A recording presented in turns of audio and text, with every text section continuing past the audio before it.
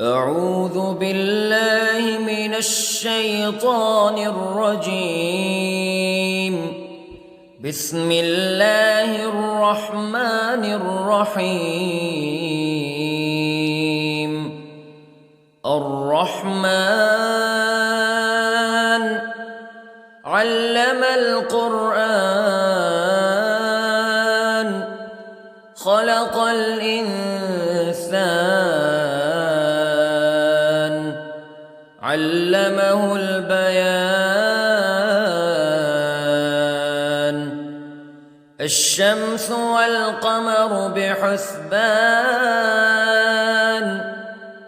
والنجم والشجر يسجدان والسماء رفعها ووضع الميزان ألا تطغوا في الميزان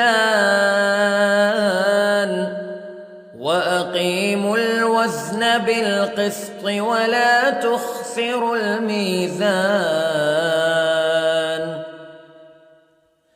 والأرض وضعها للأنام فيها فاكهة والنخل ذات الأكمام والحب ذو العصف والريحان فبأي آلاء ربكما تكذبان.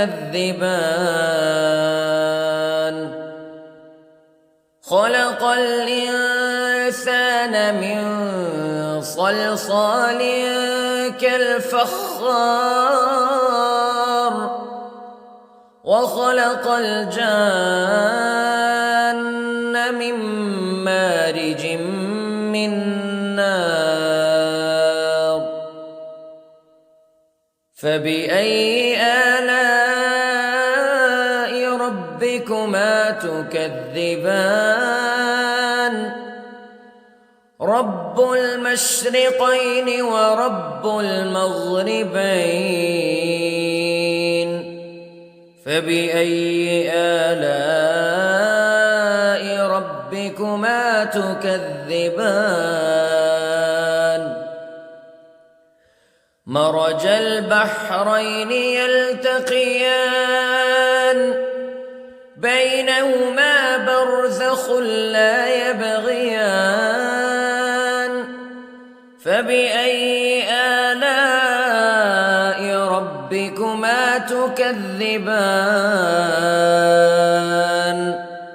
يخرج منهما اللؤلؤ والمرجان فبأي آلاء ربكما تكذبان. وله الجوار المنشآت في البحر كالأعلام فبأي آلاء ربكما تكذبان. كل من عليها فان ويبقى وجه ربك ذو الجلال والإكرام فبأي آلاء ربكما تكذبان.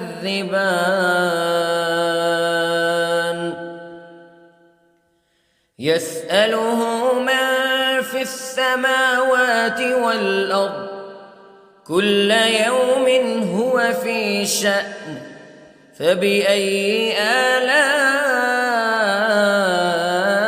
ربكما تكذبان. سنفرغ لكم أيها الثقلان فبأي آلاء ربكما تكذبان.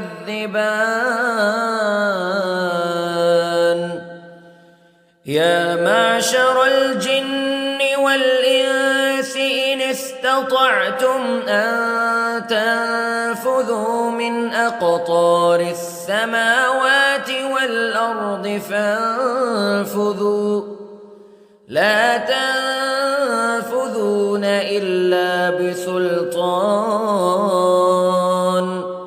فبأي آلاء ربكما تكذبان يرسل عليكما شواظ من نار ونحاس فلا تنتصران فبأي آلاء ربكما تكذبان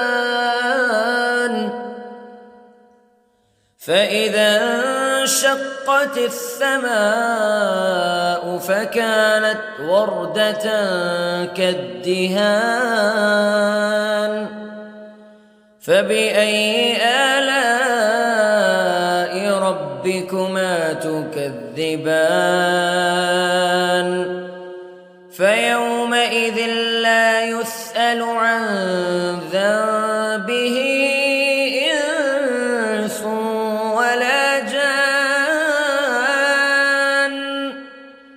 فبأي آلاء ربكما تكذبان يعرف المجرمون بسيماهم فيؤخذ بالنواصي والأقدام فبأي آلاء ربكما تكذبان هذه جهنم التي يكذب بها المجرمون يطوفون بينها وبين حميم آن فبأي آلاء ربكما تكذبان ولمن خاف مقام ربه جنتان فبأي آلاء ربكما تكذبان ذواتا أفنان فبأي آلاء ربكما تكذبان فيهما عينان تجريان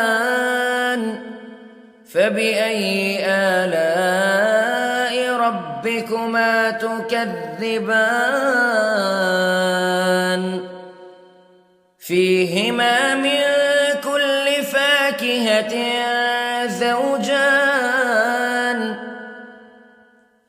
فبأي آلاء ربكما تكذبان